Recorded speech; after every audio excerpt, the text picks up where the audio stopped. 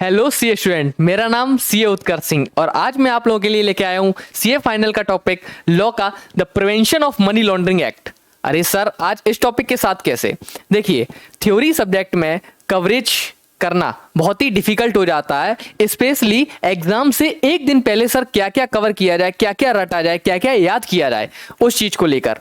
तो आज मैं आप लोगों के लॉ को थोड़ा आसान कराने आया हूं, क्योंकि लॉ में और ऑडिट में सबसे ज्यादा दिक्कत जो बच्चों की आती है वो आती है कि सर 40 नंबर यानी कि 40 मार्क्स सर यही नहीं आ पा रहे हैं, आगे की तो सोचना बात की बात है।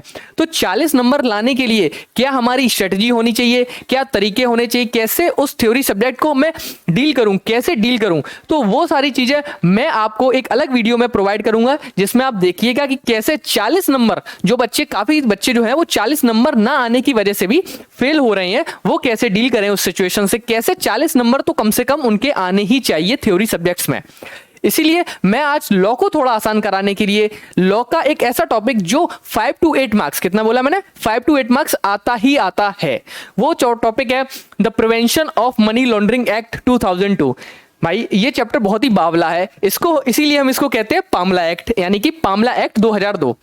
अब देखिए सभी लोग, ये स्तंभ सत्यमेव जयते, सर ये क्यों यहाँ पे आया है? ये इसलिए आया है क्योंकि ये जो एक्ट है वो इस चीज के लिए बनाया गया है कि कैसे काले धन को जो लोग यूज करते हैं, काले धन को कन्वर्ट कर लेते हैं अपने व्हाइट मनी में, ब्लैक मनी को कन्वर्ट कर लेते हैं व्हाइट मनी में, उस चीज को कैसे रोका जाए, इससे देश की जो हानि होती है उस हानि को कैसे रोका जाए। इसीलिए सत्यमेव जयते, जो कार्य करेंगे सही करेंगे, पढ़ाई करेंगे तो सच्चाई से करेंगे, सत्य से करेंगे, घर वालों को पागल नहीं बनाएंगे, खुद पढ़ेंगे, अच्छे से पढ़ेंगे और पास होंगे। तो सर इस टॉपिक की शुरुआत करते हैं, the prevention of money laundering act 2002। Starting करते हैं। सर ये चैप्टर क्या बताएगा, सबसे पहले समझिए, इस चैप्टर को मैंने इस तरीके से अरेंज किया है, ऐसे सेक्शंस में अरेंज किया है जिससे आपको रिटेनिंग में इजी रहेगा। यानी सर जब आप एग्जाम से एक दिन पहले इसका रिवीजन करेंगे ना, इस वीडियो को देखेंगे, तो आप बहुत ही जल्दी इस चैप्टर की पूरी स्टोरी समझ जाएंगे, कैसे ये लिखा गया है। और मैं सच बता रहा हूं, ये चैप्टर लॉ मेकर ने इतना अच्छे से लिखा है कि आपको सेक्शन के साथ में ही पूरी स्टोरी याद हो जाएगी कि कौन से सेक्शन में क्या बोला गया, नेक्स्ट सेक्शन में क्या बोला गया। यानी कि इस चैप्टर के तो सेक्शन याद करना भी बहुत ही इजी हो जाता है। सर देखिए कैसे होते हैं, मैं करवाऊंगा आप लोगों को याद। सबसे पहले नाम है prevention of money laundering act, यानी कि जो मनी लॉन्ड्रिंग होता है उससे हम प्रिवेंट कर रहे हैं। तो सर मनी लॉन्ड्रिंग क्या होता है, पहले तो बताइए। सर लॉन्ड्रिंग से कुछ लॉन्ड्री टाइप का आ रहा है क्या? सर यहाँ कपड़े धुलाए जाएंगे? हाँ सर कपड़े धुलेंगे, पर धुलेंगे कपड़े नहीं, धुलेंगे पैसे, रुपए, नोट। सर कैसी बातें कर रहे हैं आप? यहां पर ब्लैक मनी को, किसको सर? ब्लैक मनी को यहां पर ब्लैक मनी को, किसको सर? ब्लैक मनी को हम कन्वर्ट करते हैं व्हाइट मनी में। अब sir black money white money में कैसे कन्वर्ट होता है? सर पहले तो ये बताइए ब्लैक मनी क्या है, क्या ये काला नोट होता है कि नहीं? ये काला नोट नहीं होता है, ये मतलब इन इनकम की, इस मनी की हमें सोर्स नहीं पता होता, यानी कहते नहीं सोर्स ऑफ इनकम। तो जिस मनी की हमें सोर्स ऑफ इनकम नहीं पता है, वो हम गलत तरीके से कमाते हैं, उनको हम ब्लैक मनी कहते हैं। और इसको अगर हम व्हाइट मनी में कन्वर्ट करा लेते हैं अलग वे में, इलीगल वे में, तो हम इसको क्या कहने लगते हैं? White money. और इसी प्रोसेस को कहते हैं मनी लॉन्ड्रिंग, यानी कि नोटों की धुलाई करना, मनी की लॉन्ड्रिंग कर देना। अब सर किस तरीके से ब्लैक मनी जनरेट होती है, पहले सर मुझे पता चले कि ब्लैक मनी आती कैसे है, उसके बाद ही तो हम उसको गोरा करेंगे ना। तो देखिए सर ब्लैक मनी कैसे आती है। सबसे पहले कैश स्मगलिंग, यानी कि अगर आप कैश की स्मगलिंग करते हैं, फोन कर दिया, ले आओ यार 2 करोड़ रुपए कैश मेरे पास ले आओ, मैं ठिकाने लगा दूंगा। नेता लोग समझ गए होंगे, आप समझदार है, कैश स्मगलिंग नेता लोगों में सबसे ज्यादा होती है। नेक्स्ट स्ट्रक्चरिंग क्या करते हैं? बड़े अमाउंट को छोटे छोटे अमाउंट, जैसे आपने देखा होगा जब नोटबंदी हुई थी तो एक लिमिट हो गई थी कि 2000 2500 रुपए को उन्होंने क्या किया, तो बड़े लोगों ने गांव में जाकर 2-2 हजार रुपए सभी लोगों के नाम पर डिपॉजिट करा दिए थे, यानी कि स्ट्रक्चरिंग कर दी थी, बड़े अमाउंट को छोटी अमाउंट में स्ट्रक्चर करना। उसके बाद sir laundering via real estate, सबसे ज्यादा चलने वाला चीज। आप कभी भी दिल्ली नोएडा में निकल जाइए, बड़े बड़े जो आपके रियल एस्टेट्स होते हैं वो क्या करते हैं, आप लोगों से जब डीलिंग करते हैं तो वो क्या कहते हैं कि इतना पैसा चेक से दीजिए, बाकी कैश में दे देना। और ये जो कैश में दे देना होता है ना, यही हमारा मनी लॉन्ड्रिंग, यही हमारा ब्लैक मनी जनरेट करने का सबसे ज्यादा जरिया होता है, यहां से सबसे ज्यादा ब्लैक मनी जनरेट होती है। एंड उसका स्टॉक मार्केट स्कैम, पैसा इधर उधर से आया, स्टॉक मार्केट में लगा दिया। अब तो रेगुलेशंस बहुत बढ़ गई हैं, नहीं तो पहले क्या करते थे कि जो लोग ज्यादा पैसा कमा लेते थे वो स्टॉक मार्केट में लगा देते थे और ब्लैक मनी जनरेट कर लेते थे। एंड उसके बाद हवाला सुना होगा आपने, हवाला के जरिए इधर से उधर पैसा बुझा दिया। दुबई में फोन किया, अरे वो इतनी पेटी चाहिए, उन्होंने नोट आधा करके, आपने मूवीज में बहुत देखा होगा, वो हवाला के जरिए पैसा जनरेट होता है, black money. Drug trafficking, drug बेच के, अब देखो सर ड्रग क्या है, एक इलीगल काम है, और इलीगल काम से कोई भी इनकम जनरेट होगी तो वो क्या हो जाएगी, वो ब्लैक मनी होगी। उसका आप सोर्स तो बता नहीं सकते कि सर मैंने ड्रग बेच के पैसा कमाया, छोड़ो मुझे, ऐसा तो कह नहीं सकते हैं। तो कहेंगे क्या, ये क्या हो गई, ये ब्लैक मनी हो गई है। उसके बाद किडनैपिंग कर लेना, अब भाई आपकी फिरौती मांगी जाती है कि भाई आपका बेटा जो है वो किडनैप है, आइए 2 करोड़ लेके आइए, 4 करोड़ लेके आइए, तो वो क्या हो गया, वो ब्लैक मनी होगी। अब वो उसका जो सोर्स है वो इलीगल हो गया है, वो आपको कभी बता ही नहीं सकते हैं कि ये पैसा मैं लाया कहां से। अब पैसा तो आ गया हमारे पास, रुपए तो हमारे पास बहुत सारे हो गए, बंडल के बंडल आ गए नेता लोगों के पास, हमारे पास जो किडनैपिंग करते हैं, जो ड्रग्स बेचते हैं, जो रियल एस्टेट वाले होते हैं। अब सर इतना ब्लैक मनी लेकर कहां जाएं, फिर तो पकड़े जाएंगे। तब क्या करते हैं, तब हम इस पैसे को कन्वर्ट करते हैं व्हाइट मनी में। कैसे, उसको गोरा करते हैं। गोरा करने का मतलब क्या है, उसका एक सोर्स ढूंढते हैं कि सर किस तरीके से इसे हम ये बता पाए कि हाँ ये इनकम मेरी है। तो सर देखिए इसका तरीका क्या रहता है, ये है आपकी मनी लॉन्ड्रिंग साइकिल। इस तरीके से हम पूरी प्रोसेस को करते हुए जो पैसा होता है हमारा ब्लैक मनी होता है उसको हम व्हाइट मनी करते हैं। अब एग्जाम से रिलेटेड सबसे इंपॉर्टेंट क्वेश्चन बनता है यहाँ पे, क्या बनता है कि सर क्या स्टेजेस है, कैसे मैं ब्लैक मनी को व्हाइट मनी में कन्वर्ट करता हूं, स्टेजेस क्या है। अगर स्टेजेस क्वेश्चन में पूछा जाएगा तो आपको 3 स्टेज लिखनी पड़ेगी, placement, layering and then integration. Sir ये प्लेसमेंट, लेयरिंग, इंटीग्रेशन, सर इसको बताइए क्या होता है। चलिए एक एक स्टेज अच्छे तरीके से आपको हम समझाते हुए चलेंगे। सबसे पहले आया प्लेसमेंट। सर प्लेसमेंट क्या होता है, ये सबसे पहली स्टेज होती है। अब सबसे पहले क्या हुआ, मेरे पास बहुत सारा ब्लैक मनी है, तो मैंने क्या किया, मैंने एक ठेकेदार ढूंढा। सर ये ठेकेदार क्या, कॉन्ट्रैक्टर ढूंढा जिसके बड़े बड़े कॉन्ट्रैक्ट चलते हैं, उसके यहाँ बहुत सारी लेबर क्लास लगी होगी। तो मैंने क्या किया, मेरे पास बहुत सारा ब्लैक मनी है, बहुत सारा कैश है, मैं गया कॉन्ट्रैक्टर के पास, मैंने कहा ऐसा करो, हाँ मेरे पास 1 करोड़ रुपए है, हाँ वो तुम ले लो, तुम अपनी लेबर को पेमेंट कर देना, क्योंकि कैश जो लेबर को पेमेंट होता है वो कैश में होता है, कि तुम अपनी लेबर्स को पेमेंट कर देना कैश में। यार तो मुझे 1 करोड़ की जगह 50 लाख मेरे किसी अन्य सोर्स दिखाते हुए, मुझे कोई सप्लाई दिखाते हुए दिखा देना, और ये 1 करोड़ में से 50 लाख तुम लेबरों को दे दोगे। तो ये लेबर के पास पहुंचा, तो ये क्या हुआ, प्लेसमेंट हुआ। यानी कि प्लेसमेंट क्या होता है, first and the initial stage. क्या होता है sir, first and the initial stage, पहली स्टेज होती है। तो placement is the first and the initial stage when the black money is injected into the formal financial system. अब वो क्या गया, सिस्टम में पैसा कैसे आया, कॉन्ट्रैक्टर ने क्या किया, अपने लेबरों को देना शुरू कर दिया।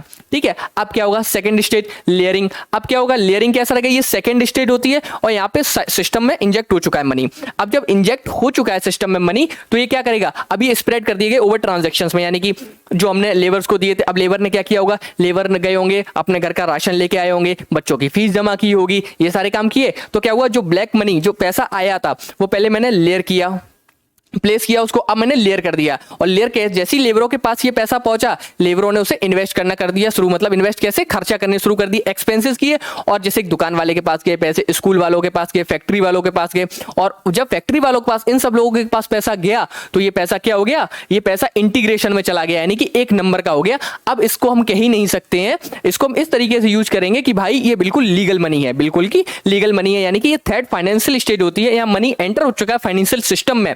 किस वे में, कि ओरिजिनल एसोसिएशन क्राइम से नहीं है, ये इसका सोर्स ऑफ मनी हमको पता है, ये लेबर से आया है, ये मेरी जगह चीज खरीद के आया है, ये मेरे इस तरीके से आया है। तो समझ गए आप कितना अच्छे तरीके से उन्होंने पूरी प्रोसेस में कन्वर्ट कर दिया है अपने उसको, किसको, इलीगल एक्टिविटी को ब्लैक मनी से कन्वर्ट कर दिया व्हाइट मनी में। बहुत ही अच्छी तरीके से किया। पहले उसको क्या किया, प्लेस किया, पहले एक सिस्टम में लेके गए, हम कॉन्ट्रैक्टर के पास लेके गए, फैक्ट्री वालों के पास लेके गए, फिर उससे लेयरिंग कराई, यानी कि लेबर्स को बंटवा दिया पैसा, और उसके लेबर्स ने क्या किया, उसको एक्सपेंस में यूज किया, और जब एक्सपेंस यूज किया तो वो सिस्टम में पूरा इंजेक्ट हो गया, और ऐसे यूज हो रहा है जैसे कि ये बिल्कुल व्हाइट मनी है, लीगल सोर्स का मनी है, और उसको हमने उसमें इंटीग्रेट कर दिया है। तो ये थी सर पूरी मनी लॉन्ड्रिंग की प्रोसेस। क्या होता है मनी लॉन्ड्रिंग, सबसे पहले ब्लैक मनी को व्हाइट मनी में कन्वर्ट करना, और तरीके रहते हैं 3 स्टेजेस। सबसे पहले हम क्या करेंगे, प्लेस करेंगे, फिर हम लेयरिंग बनाएंगे, और उसके बाद हम उसे इंटीग्रेट करेंगे, यानी इंटीग्रेशन। ओके सर, ठीक है। अब बढ़ते हैं आगे। सर मनी लॉन्ड्रिंग क्या होता है ये सब तो बता दिया, लॉ क्या कहता है, लॉ कैसे डिफाइन करता है कि ये जो इनकम है आपकी ये मनी लॉन्ड्रिंग से है या नहीं, अब उसको हम आगे पढ़ते हैं। सेक्शन 3 ये बताता है मनी लॉन्ड्रिंग क्या होता है। अभी तक जो हम बात कर रहे थे वो एक बात कर रहे थे क्या मनी लॉन्ड्रिंग होता है, क्या उसकी प्रोसेस होती है, बट कानून ने कैसे डिफाइन किया अपने एक्ट ने। अगर हमारा define money laundering as per act आएगा तो हम ये डेफिनेशन लिखेंगे कैसे डिफाइन करेंगे, और अगर उसकी प्रोसेस आएगी कि मनी लॉन्ड्रिंग किस स्टेजेस में डिवाइड है, तो अपने पास 3 स्टेजेस हैं। क्या क्या stages sir? Placement, layering and integration. तरीके से याद कराया था। प्लेसमेंट पहली स्टेज होती है, याद रखना, या फॉर्मल फाइनेंशियल सिस्टम में पैसा डाला जाता है।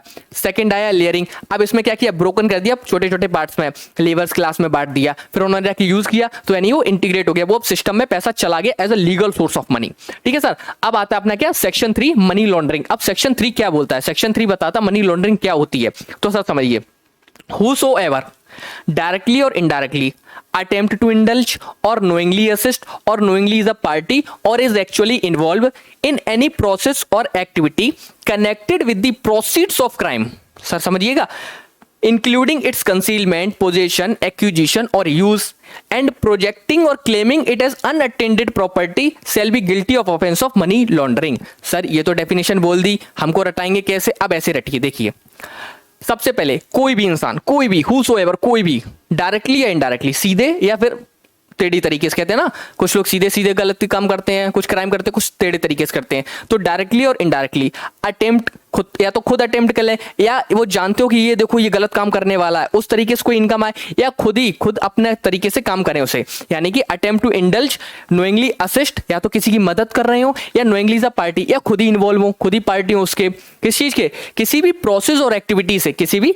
प्रोसेस और एक्टिविटी में जो कि प्रोसीड्स ऑफ क्राइम कर रही है। प्रोसीड्स ऑफ क्राइम यानी कि किसी क्राइम की जरिए से जो इनकम अरेंज मतलब करना चाह रहे हैं, किसी क्राइम को करते हुए इनकम को जनरेट करना चाह रहे हैं, उसमें चाहे आप डायरेक्टली हो चाहे इनडायरेक्टली हो, ठीक है, चाहे आप खुद अटेम्प्ट कर रहे हो या फिर आप किसी की मदद कर रहे हो या खुद आप उसके पार्टी हो, ठीक है। क्या कर रहे हैं? इन कंसीलमेंट, पोजेशन, एक्विजिशन, यानी कि या तुम किसी का पैसा छीन लिया या जबरदस्ती कब्जा कर लिया, इस तरीके के काम करके जो हम अपनी इनकम जनरेट कर रहे हैं उसको, और फिर हम बोल ये रहे नहीं नहीं नहीं नहीं ये मेरी इनकम है, ये सोर्स ऑफ इनकम मेरी बहुत सही है, क्लियर है, यानी कि ये हम गलत तरीके से नहीं कमा रहे, ऐसा हम प्रोजेक्ट कर रहे, प्रिटेंड कर रहे हैं, तो हम guilty of offence of money laundering में पाए जाएंगे। यानी कि चाहे हम कर रहे हो या हम किसी की मदद कर रहे हो या हम खुद ही इन्वॉल्व हो किसी चीज में, किसमें किसमें जिस उस एक्टिविटी में जिससे प्रोसीड्स ऑफ क्राइम हो रहा है। अब सर ये प्रोसीड्स ऑफ क्राइम क्या होता है ये बताएगा आपको नेक्स्ट। समझिए प्रोसीड्स ऑफ क्राइम क्या होता है।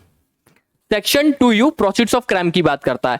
वो ये कहता है कि कोई भी प्रॉपर्टी हो वो ड्राइव हो रही है डायरेक्टली और इनडायरेक्टली किससे, किसी शेड्यूल ऑफेंस से, यानी किसी ना किसी शेड्यूल ऑफेंस से, किसी ना किसी कानून को तोड़ते हुए, कानून के विपरीत जाते हुए अगर कोई भी इनकम, कोई भी क्रिमिनल एक्टिविटी से अगर कोई भी इनकम हमारी ड्राइव हो रही है, किसी भी चीज का अगर हमें कोई प्रॉपर्टी ड्राइव हो रही है तो उसे हम कहते हैं प्रोसीड्स ऑफ क्राइम, यानी कि क्राइम से वो प्रोसीड्स मिल रही है मुझे, ठीक है। मैंने किसी किडनैपिंग कर ली, उससे पैसा आया तो वो क्या हो गया, प्रोसीड्स ऑफ क्राइम। ड्रग बेच के पैसा आया तो वो क्या, वो प्रोसीड्स ऑफ द क्राइम। तो अगर हम किसी ऐसी एक्टिविटी में जिससे प्रोसीड्स ऑफ क्राइम आ रहा है, डायरेक्टली हो चाहे इनडायरेक्टली हो, तो हम क्या मनी लॉन्ड्रिंग के ऑफेंस में आएंगे। और प्रोसीड्स ऑफ द क्राइम क्या होता है, वो यही होता है कि प्रोसीड्स ऑफ क्राइम यानी क्राइम से रिलेटेड कोई भी इनकम हमें अगर जनरेट हो रही है। सर आपने एक वर्ड बोला शेड्यूल ऑफेंस, तो सर इस शेड्यूल ऑफेंस वर्ड का मतलब क्या है, किसका शेड्यूल ऑफेंस। तो सर देखिए शेड्यूल ऑफेंस को क्या बताया गया है, ये डेफिनेशन आती है एग्जाम में, काफी बार आ चुकी है, तो इस डेफिनेशन को बहुत अच्छे से कर लेना, काफी अच्छी डेफिनेशन है, याद करने का कुछ नहीं है, बस ध्यान रखना कि शेड्यूल ऑफेंस क्या होता है। इसका मतलब होता है वो ऑफेंस जो part A of the schedule में है, वो ऑफेंस जो part B of the schedule में, लेकिन उसमें जो total value of money, total value जो इन्वॉल्व है, मनी की नहीं जो इन्वॉल्व है टोटल वैल्यू, वो 1 करोड़ से और उससे ज्यादा है, या फिर जो पार्ट सी में इन्वॉल्व है। सर फिर से बोलिए, शेड्यूल ऑफेंस की जो डेफिनेशन है वो बहुत ही इजी है, या तो part A of the schedule वाले ऑफेंस आएंगे या part B of the schedule वाले ऑफेंस आएंगे, लेकिन वो ऑफेंस जिनकी वैल्यू 1 करोड़ या उससे ज्यादा हो, और third part C of the schedule वाले ऑफेंस आएंगे। ये शेड्यूल ऑफेंस की डेफिनेशन हो गई। तो अभी तक हमने मनी लॉन्ड्रिंग पढ़ लिया, क्या होता है, क्या प्रोसेस होती है, 3 स्टेजेस पढ़ ली। 3 स्टेजेस पढ़ने के बाद हमने पढ़ लिया सेक्शन 3 हमारा मनी लॉन्ड्रिंग का ऑफेंस, कैसे हम बताएंगे कि हमने ऑफेंस किया कि नहीं किया, वो हमें पता चल गया कि अच्छा अगर प्रोसीड्स ऑफ क्राइम से रिलेटेड एक्टिविटी में हम इन्वॉल्व हैं, कर रहे हैं, असिस्ट कर रहे हैं, तो हम पे लग जाएगा ऑफेंस ऑफ मनी लॉन्ड्रिंग। फिर हमने बता दिया प्रोसीड्स ऑफ क्राइम क्या होता है, जो क्राइम से हमारी इनकम आ रही है, प्रोसीड्स आ रही हैं, उनको हम प्रोसीड्स ऑफ क्राइम कहते हैं। और सर शेड्यूल ऑफेंस क्या होता है, शेड्यूल ऑफेंसेस ये होते हैं part A of the schedule, part B of the schedule जिसकी वैल्यू 1 करोड़ या उससे ज्यादा हो, और part C of the schedule. ये डेफिनेशन मैं बार बार इसलिए बोल रहा हूं क्योंकि ये डेफिनेशन आती है, बहुत ईजी है बट बच्चे इसको स्किप कर जाते हैं, समझते नहीं है। तो देखिए ये डेफिनेशन आएगी तो आपको सिंपल लिखना है part A of the schedule offence जो part B of the schedule में जिसकी वैल्यू 1 करोड़ या उससे ज्यादा है, और part C of the schedule. Simple definition. तो यहां तक अपने पूरी प्रोसेस समझ ली कि मनी लॉन्ड्रिंग, अब आप पे ऑफेंस लग गया, अब प्रोसेस क्या रहती है, किस तरीके से कार्रवाई होती है, आगे डायरेक्टर, एजुकेटिंग अथॉरिटीज वगैरह कैसे काम करती है, वो सारी अब हम बात करेंगे। ठीक है,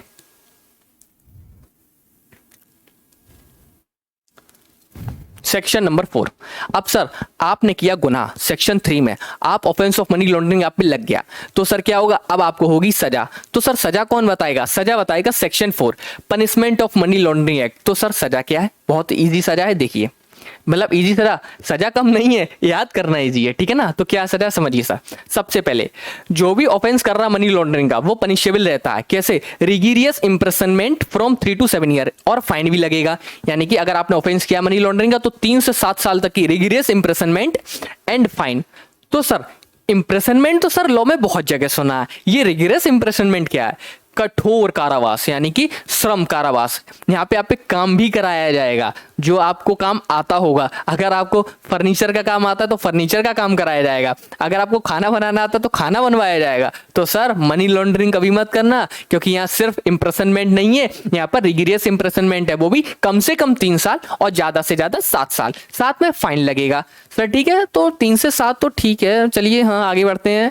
सर आगे क्या कहते हैं, आगे कहते हैं कि अगर आप एनडीपीसी एक्ट वाले अगर आप ऑफेंस करते हैं, कौन से एनडीपीसी एक्ट वाले ऑफेंस करते हैं, तो ये जो 7 साल है ना, हाँ ये 10 साल भी हो सकता है, ये तो बढ़ गया। सर ये एनडीपीसी एक्ट क्या होता है, एनडीपीसी एक्ट आता है जो आपके part A of the schedule में पैराग्राफ 2 में है, वो ऑफेंस जो इजीली समझाया जाए, एमसीक्यू में क्वेश्चन आएगा या कहीं पे भी, तो वहां ड्रग्स, नारकोटिक्स ऐसे अगर ऑफेंसेस में आप आते हैं, यानी कि ड्रग्स के ऑफेंस में, नारकोटिक्स के, या फिर आप ये वर्ड देखिए साइकोट्रोपिक सब्सटेंसेस एक्ट 1985 में जो आते हैं, वो अगर आप एक्ट करते हैं, वो ऑफेंसेस अगर आप करते हैं तो आपको 3 से 7 की नहीं 3 से 10 साल तक की सजा हो सकती है, और फाइन तो लगना ही लगना है। तो बहुत ही इजी है ना आपका पनिशमेंट इसमें, देखिए याद रखिए, अगर आपने ऑफेंस किया है 3 साल से 7 साल की सजा, रिगरस इंप्रिजनमेंट, देखिए सिर्फ इंप्रिजनमेंट मत लिखना, रिगरस इंप्रिजनमेंट लिखना, एंड फाइन। और उसके बाद अगर आप एनडीपीसी एक्ट वाले आते हैं, ड्रग्स वगैरह वाले उसमें आते हैं, तो 3 से 10 साल तक की सजा हो जाएगी वो, ठीक है।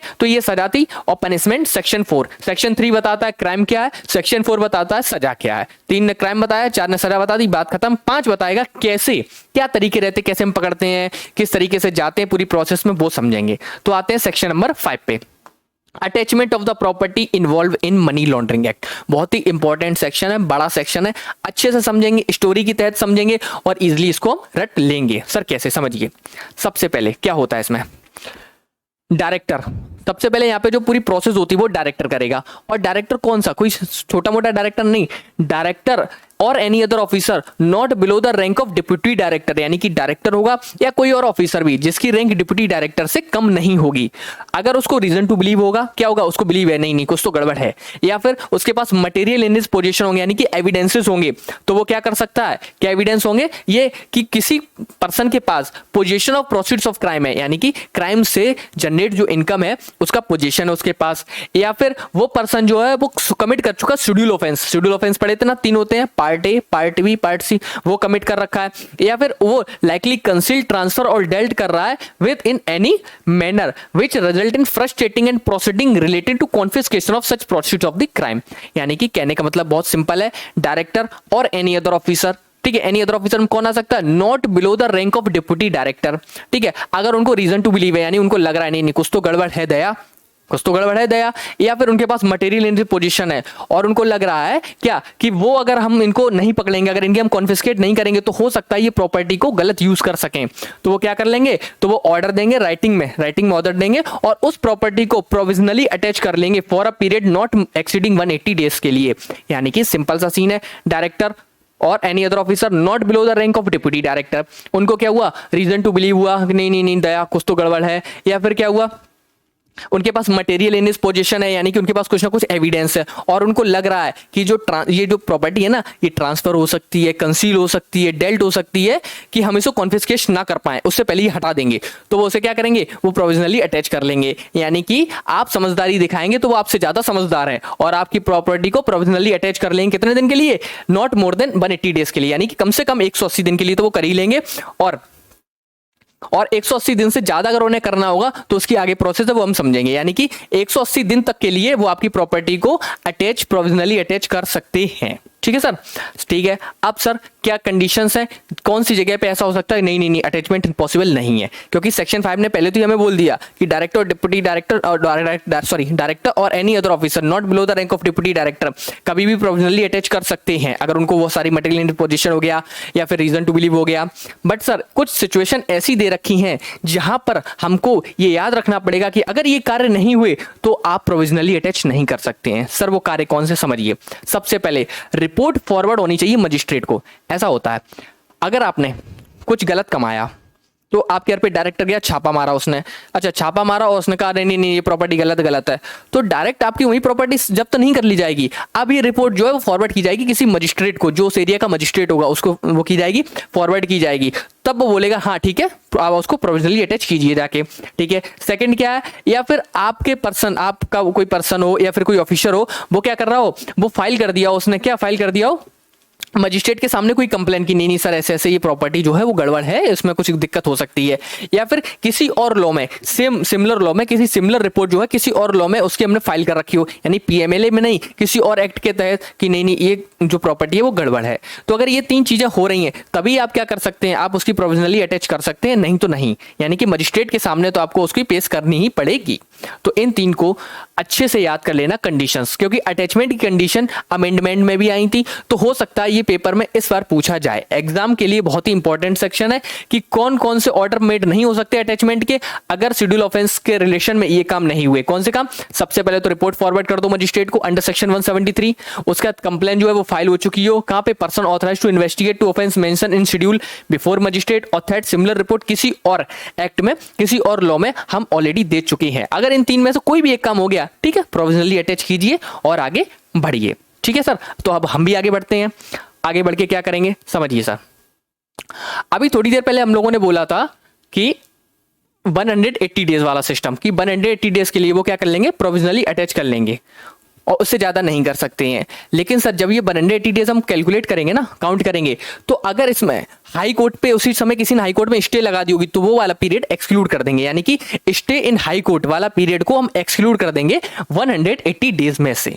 ओके सर, सेक्शन नंबर 5 जो स्टार्टिंग थी वो खत्म हो चुकी है। इसमें हमें जो जो याद रखना है वो सबसे पहले ये याद रखना है कि डायरेक्टर और any other officer not below the rank of deputy director, अगर उनको रीजन टू बिलीव होगा और मटेरियल इन हिज पोजीशन होंगे तो वो जो प्रॉपर्टी हो सकती कंसील कर दे, कोई ट्रांसफर कर दे, डेल्ट कर दे, जो कि प्रोसीड्स ऑफ क्राइम से आई हुई है, उसको क्या कर देंगे, वो प्रोविजनली अटैच कर देंगे 180 दिन के लिए, नॉट एक्सीडिंग 180 डेज, मतलब 180 दिन तक के लिए कर सकते हैं। अब सर 180 दिन तक के लिए कर तो सकते हैं, वो बात इंपॉर्टेंट है, लेकिन आप नहीं कर पाएंगे अगर आपने वो कॉपी फॉरवर्ड नहीं की होगी मजिस्ट्रेट के सामने, या इन्वेस्टिगेशन नहीं बताई होगी मजिस्ट्रेट के सामने, या फिर सिमिलर रिपोर्ट भी कहीं नहीं हुई होगी। तो इन तीनों में से कोई ना कोई एक सिंगल काम होना चाहिए, तभी आप प्रोविजनली अटैच कर सकते हैं। ठीक है सर, ओके, मैंने प्रोविजनली अटैच भी कर ली।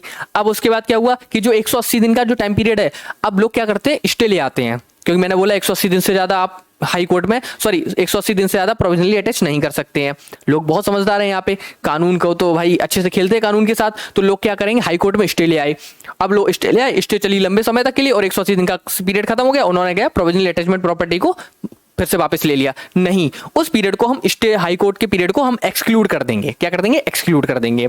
एंड उसके बाद इंपॉर्टेंट सेक्शन समझिए। अब ऑफिसर क्या करेगा, अब भाई उसके पास क्या आ गया, एविडेंसेस आ गए, ठीक है, उसके पास उसने प्रोविजनली अटैच भी कर ली। अब जो भी उसके पास एविडेंसेस होंगे वो एक सील्ड एनवेलप में, यानी कि एक बड़ा सा एनवेलप मंगाएंगे, उसमें सारे एविडेंस रखेंगे, सील करेंगे और उसे एजुकेटिंग अथॉरिटी को भेज देंगे। यानी कि officer making such order shall forward a copy of the order along with the material in his position to the adjudicating authority in a sealed envelope.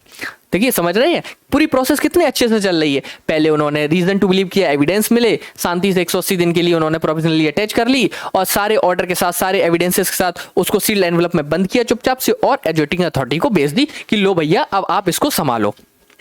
अब एक इंपॉर्टेंट सेक्शन जो आपके क्वेश्चन पेपर में दिखना ही दिखना है, कौन सा? Section 5 subsection 4। ये सर क्या है? बात ये हुई है कि आपने क्या किया, किसी की प्रॉपर्टी प्रोविजनली अटैच कर ली, किसने? डायरेक्टर ने। अब लेकिन उस पर तो केस चल रहा है, अभी ये क्लियर नहीं हुआ कि वो ऑफेंस ऑफ मनी लॉन्ड्रिंग में इन्वॉल्व है या नहीं है। बस प्रोविजनली अटैचमेंट किस लिए कर लिया कि कहीं वो उसको बेच ना दे, कहीं उसे ट्रांसफर ना कर दे, डेल्ट ना कर दे, कंसील ना कर दे, इस चीज के लिए किया। बट सर कुछ ना कुछ तो गड़बड़ हो सकता है, हो सकता है वो सही हो सकता है वो गलत हो। तो अब अगर मेरी प्रॉपर्टी पर खेती हो रही है या उस पर मॉल बन रहा है, मॉल का काम चल रहा है, या फिर उसमें टॉकीज बनी हुई है, तो सर मेरी तो इनकम का क्या हुआ? मैं फिर क्या करूं? वो तो प्रोविजनली अटैच कर ली।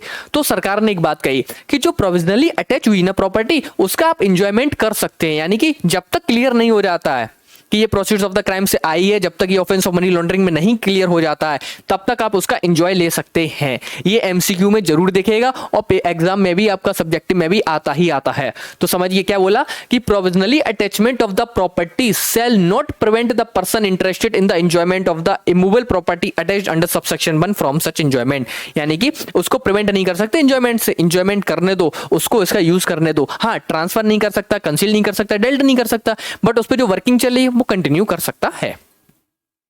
तो यहां पर आपका section number 5 subsection number 4 complete होता हुआ। अब आके आते हैं आगे। Complaint against the attachment before the adjudicating authority. समझिए sir, director or any other officer who's provisionally attach any property shall within a period of 30 days from such attachment file a complaint stating the fact of such attachment before the educating authority। यानी कि जब director और कोई other officer not below the rank of deputy director provisionally attach कर लेगा, तो उसको ये बोला गया कि भाई आपको इसको जो आपने सील्ड एनवलप में बोला था एजुकेटिंग अथॉरिटी को देने के लिए, इसकी एक समय सीमा रख दी उन्होंने कि 30 दिन में भाई उसको रिपोर्ट करो और बताओ एजुकेटिंग अथॉरिटी को कि मैंने ऐसी काम कर रखा, मैंने इतना बड़ा काम कर लिया कि देखो इस प्रॉपर्टी को पकड़ लिया। ठीक है सर, तो हम बता दिया और सेक्शन नंबर 5 को यहाँ पे कंप्लीट कर दिया।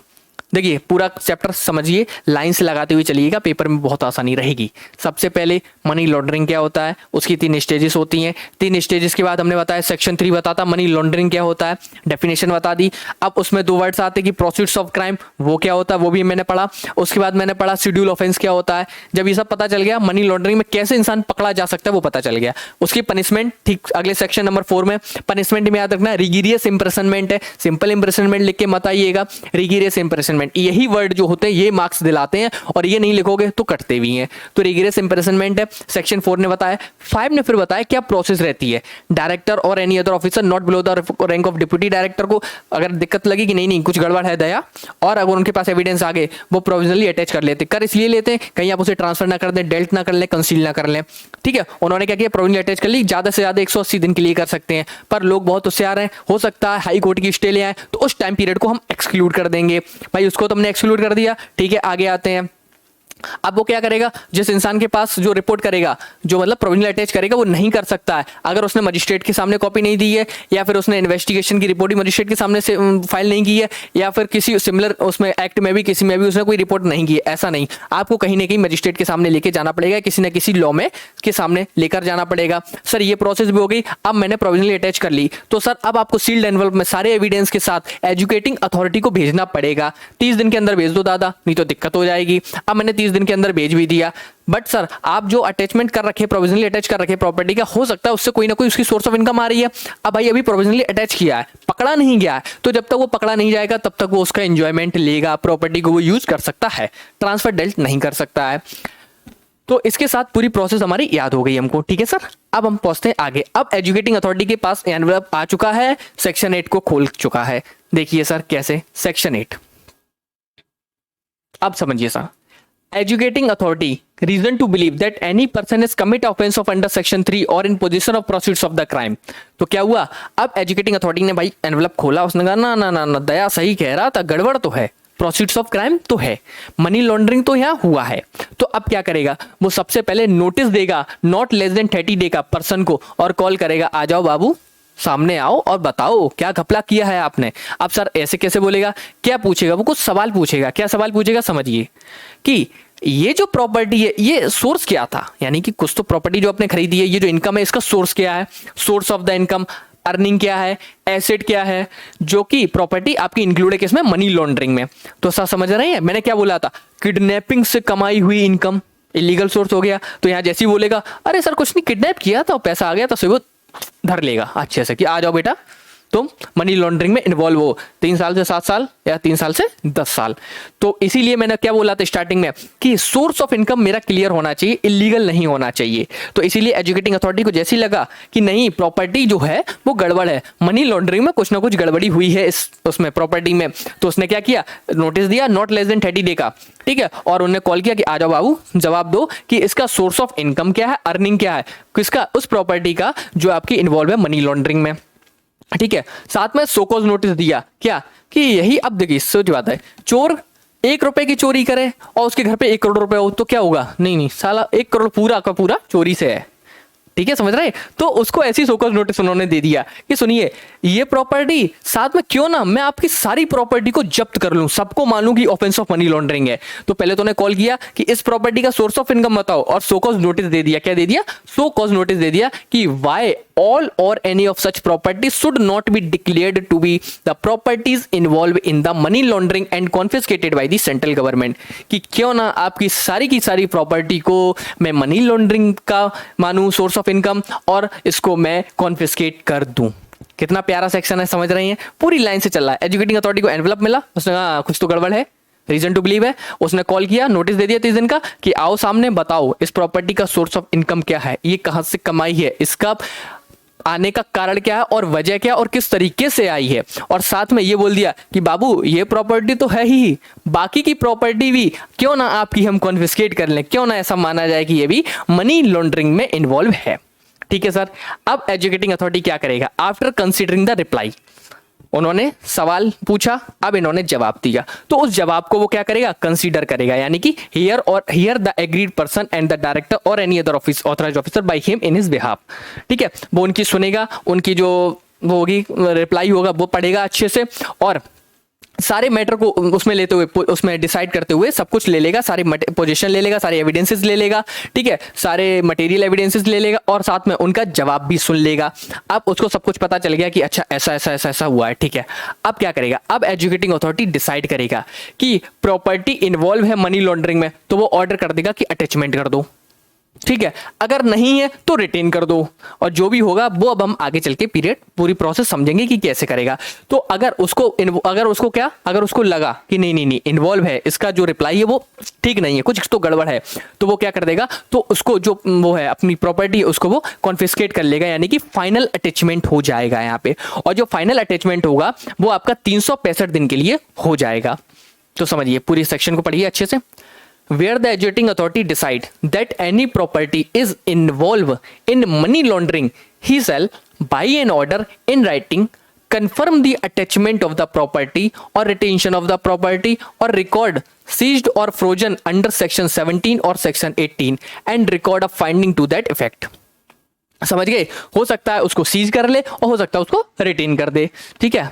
अब पीरियड क्या रहेगा, अटैचमेंट का पीरियड रहेगा 365 डेज। कहानी वही है, इस 365 डेज में आपका जो हाई कोर्ट का जो पीरियड होता है स्टे का, उसको हम एक्सक्लूड कर देंगे।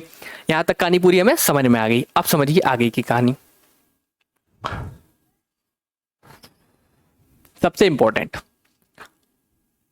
आप समझिए, एजुकेटिंग अथॉरिटी ने बोला कि नहीं नहीं गड़बड़ है, उनको जो भी एविडेंस मिले, रिप्लाई मिला, उन सब के तहत उन्होंने कह दिया आपकी प्रॉपर्टी जो है वो मैं कॉन्फिस्केट करने वाला हूं, कुछ तो गड़बड़ है। उन्होंने फाइनल कॉन्फिस्केशन कर दिया, जो प्रोविजनली अटैचमेंट था उसे फाइनल अटैचमेंट कर दिया और 365 दिन के लिए अटैचमेंट किया। अब ये क्या होगा, अब कोर्ट में केस चलेगा, और कोर्ट में कौन से में चलेगा, ट्रायल में। किसमें, ट्रायल में केस चला। अब ट्रायल में 3 केस हो सकते हैं। पहला, भैया इन्वॉल्व है मनी लॉन्ड्रिंग है, ऑफेंस हुआ मनी लॉन्ड्रिंग का, अरे जब्त करो जब्त करो जब्त करो। दूसरा, नहीं नहीं यार भैया मासूम इंसान है, क्यों परेशान कर रहे हो, वापस करो वापस करो वापस करो। तीसरा, ना जब्त हो रही ना वापस हो रही, कुछ क्लियर ही नहीं हो रहा है। तो समझते तीनों सिचुएशन में क्या होगा। क्वेश्चन इंपॉर्टेंट है, तो समझिए इसको रटना कैसे। सबसे पहले, अगर स्पेशल कोर्ट को ये लगता है कि offence of money laundering commit हुआ है, तो वो ऑर्डर करेगा और प्रॉपर्टी को कॉन्फिस्केट करा देगा सेंट्रल गवर्नमेंट को, पहला केस। सेकंड केस, अगर स्पेशल कोर्ट को लगता है कि ऑफेंस ऑफ मनी लॉन्ड्रिंग जो नहीं हुई है, ऑफेंस ऑफ मनी लॉन्ड्रिंग जो है वो नहीं हुई, not involve in money laundering act, तो वो क्या करेगा, वो कहेगा बेटा मासूम है, रिलीज कर दो प्रॉपर्टी को। और तीसरा केस क्या बना, trial under this act can not be conducted, यानी अब ट्रायल ही नहीं हो पा रहा। क्यों नहीं हो पा रहा, हो सकता है वो जो एक्यूज था वो निकल गया, मतलब कि खत्म हो गया, या फिर वो इंसॉल्वेंट हो गया, कुछ ऐसी चीजें होगी जिसकी वजह से उस पर केस चल ही नहीं सकता है। तो फिर क्या होगा, स्पेशल कोर्ट अब कुछ ना कुछ डायरेक्टर करेगी, डायरेक्टर के एप्लीकेशन पे एक ना एक तो डिसीजन करेगी, या तो उसे फाइनल अटैचमेंट को पास कर देगी, कॉन्फिस्केट कर देगी, या उसको रिलीज कर देगी। देखिए सबसे पहले देखिए इस चैप्टर में सबसे ज्यादा इंपॉर्टेंट चीज है वो ये है लिंकेज। अगर आपने हर चीज को एक स्टोरी की तरह याद कर लिया, वर्डिंग बहुत इजी है, आप पढ़ते ही रट लेंगे इसको, बट क्या दिक्कत क्या आती है, समझ नहीं पाते कहाँ एजुकेटिंग अथॉरिटी, कहाँ डायरेक्टर, अरे सर कहाँ सजा हो गई, कहाँ 365 दिन, कहाँ 180 दिन। तो इसको कहानी की तरह करते हैं। पूरी स्टोरी ये समझ लो एक पीएमएलए एक्ट की कहानी चली है कि फिल्म चल रही है। सबसे पहले उस फिल्म में बताएगा कि मनी लॉन्ड्रिंग होता क्या है, ब्लैक टू व्हाइट। उसके बाद हमने बताया कि मनी लॉन्ड्रिंग किस स्टेजेस पे होती है, किन 3 स्टेज पे, प्लेसमेंट, क्लियरिंग, इंटीग्रेशन। ठीक है, बिल्कुल क्लियर हो गया। उसके बाद सेक्शन नंबर 3 ने बताया कि मनी लॉन्ड्रिंग ऑफेंस होता क्या है। सेक्शन 3 ने बता दिया ये ऑफेंस होता है। उसमें 2 वर्डिंग बहुत इंपॉर्टेंट है, एक शेड्यूल ऑफेंस क्या होता है, एक प्रोसीड्स ऑफ क्राइम क्या होता है, वो रट लिया मैंने। उसके बाद में आ गया है, अब मुझे पता चल गया ये बंदे पे schedule of offence of money laundering लगने वाली है, तो क्या होगा, फिर उसको पनिशमेंट मिलेगा। ठीक, अगला सेक्शन नंबर 4 ने पनिशमेंट बता दिया कि भाई रिगिरस इंप्रिजनमेंट 3 से 7 साल और फाइन, और 10 साल तक अगर वो ड्रग्स नार्कोटिक्स एनडीपीसी एक्ट वाला है।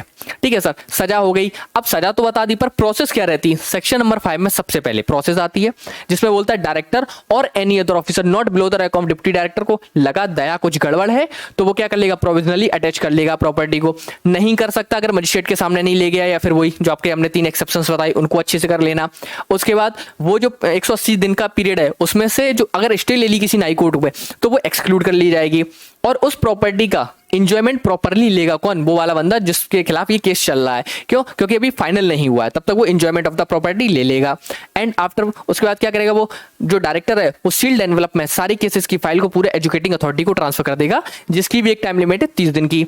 अब सेक्शन नंबर 8 में आए, हमें पता चल गया एजुकेटिंग अथॉरिटी के पास सब कुछ आ गया। जब सब कुछ आ गया तो अब उसको लगा नहीं कुछ तो गड़बड़ है, फाइनल उसको लग रहा है नहीं कुछ तो गड़बड़ हो गया, तो वो क्या करेगा, नोटिस देगा कम से कम 30 दिन का, और कॉल करेगा कि आ जाओ बाबू, बताओ कहाँ से लाए, क्यों लाए और कितना लाए।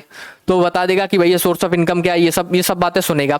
साथ में वो एक सोकोज नोटिस देगा, क्यों ना आपकी सारी प्रॉपर्टी को हम मान लें मनी लॉन्ड्रिंग है, क्योंकि आप तो चोर हो, तो चोर का तो सारी इनकम क्या होगी, चोरी की ही मानी जाएगी, कि सोर्स ऑफ मनी लॉन्ड्रिंग बता दो पूरी, और सारी क्यों ना आपकी सारी की सारी जो इतनी प्रॉपर्टी उसको हम कॉन्फिस्केट कर लें, क्यों ना। तो अगर फिर वो क्या करेंगे, वो उसकी रिप्लाई को सुनेंगे, अगर उनको ठीक लगा तो छोड़ देंगे, ठीक है, अगर उनको ठीक नहीं लगा तो वो क्या कर लेंगे, वो फाइनल अटैचमेंट कर लेंगे, जो कि 365 दिन के लिए होगा ज्यादा से ज्यादा। उसमें से भी स्टे ऑफ हाई कोर्ट हम एक्सक्लूड कर लेंगे। अब भाई मेरे पास हो गया, उनको पता चल गया, अब ये ट्रायल में चला केस। ट्रायल में 3 केस बनेंगे। सबसे पहले कि स्पेशल कोर्ट को लगा नहीं ऑफेंस हो गया मनी लॉन्ड्रिंग का, ले लो इसको लपेटे में ले लो, इसकी जगह पूरी जब्त कर लो, कॉन्फिस्केट हो गई। किसके पास, सेंट्रल गवर्नमेंट के पास।